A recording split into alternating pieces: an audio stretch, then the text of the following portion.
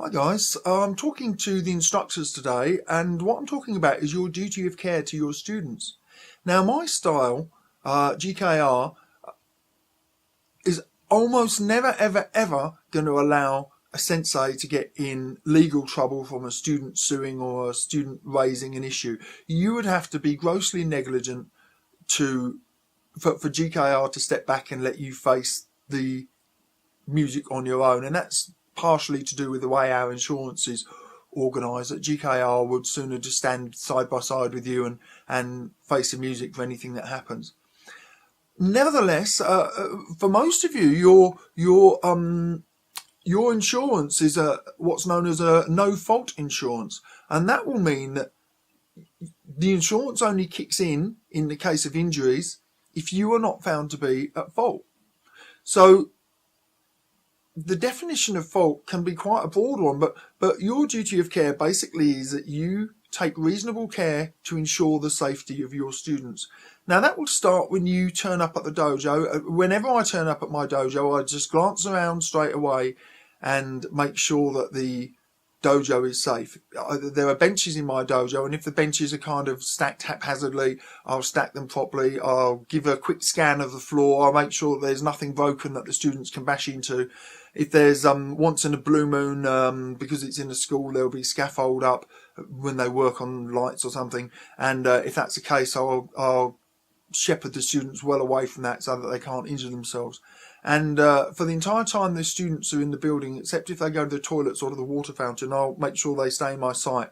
So I won't allow them to go outside and be where the equipment is or something like that, because I can't be responsible for their safety.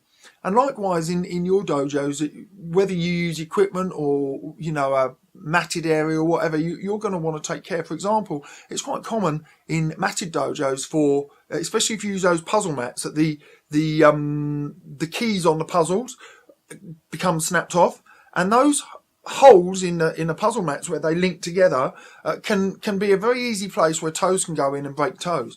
And I would say if you allowed the mats to be assembled in such a way that the holes were in the middle of the mats, that you were breaching your duty of care, and you would be the one held responsible if a student got injured. Your insurance company would not fork up to that.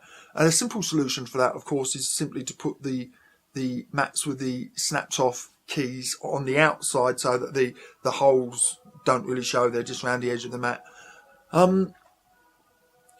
So another area where that duty of care extends is in the way that you allow your students to pair up. Now, I have some students who are very large but less disciplined in their control, and then I have some students who are very small, and I would be very careful about which students I pair up with which students.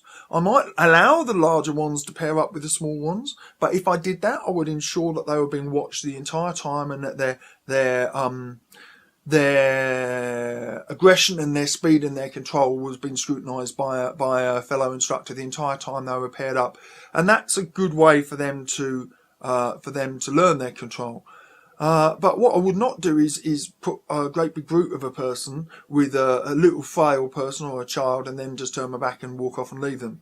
And likewise, if you've got somebody who's known for heavy hitting or bad contact, you might even want to consider whether that person should be paired up with anybody except an instructor. Because that person is a liability to other people in the dojo, and if somebody else gets hurt, although we also cover in our style, we cover student to student as well as instructor to student harm.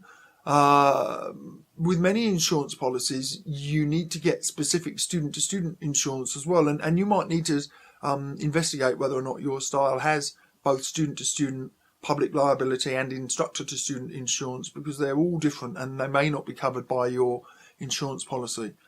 So duty of care is really encompasses the entirety of your responsibility to ensure the safety of those people under your care.